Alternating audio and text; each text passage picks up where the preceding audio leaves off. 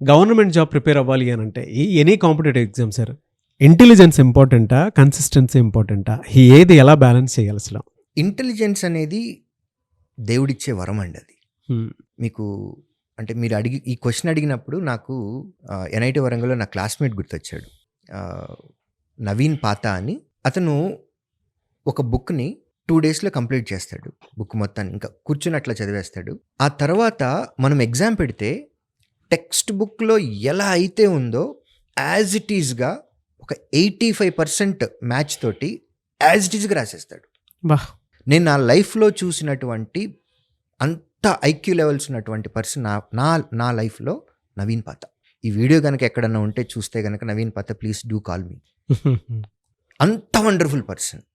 అది ఒక వరం అండి, అది అందరికీ రాదు. కొంతమందికి ఐక్యూ లెవెల్స్ ఉన్నా సరే డిసిప్లిన్ ఉండదు, కూర్చొని చేస్తే అయిపోతుంది. ఐక్యూ లెవెల్స్ ఉన్నవాళ్ళు కాంపిటేటివ్ ఎగ్జామ్స్లో కనుక ప్రిపేర్ అవుతున్నట్లయితే ప్లీజ్ డిసిప్లైన్గా ఉండండి. మొదలుపెట్టిన పని పూర్తి చేయండి, మీరు సక్సెస్ చూసేస్తారు. మీకు అసలు తిరిగే ఉండదు. మధ్యలో ఆపద్దు, మధ్యలో ఆపకుండా పనిని పూర్తి చేసేయండి. కొంతమందికి లో ఐక్యూ లెవెల్స్ ఉంటాయి. మనం మిస్టేక్ కాదండి, అది మన తప్పు కాదు, అమ్మా నాన్న తప్పు కాదు, దేవుడు ఇవ్వలేదు మనకంతే. మనం ఏం చేయాలి మనం సక్సెస్ కోసం అని అంటే మనకి కన్సిస్టెన్సీ ఇంపార్టెంట్.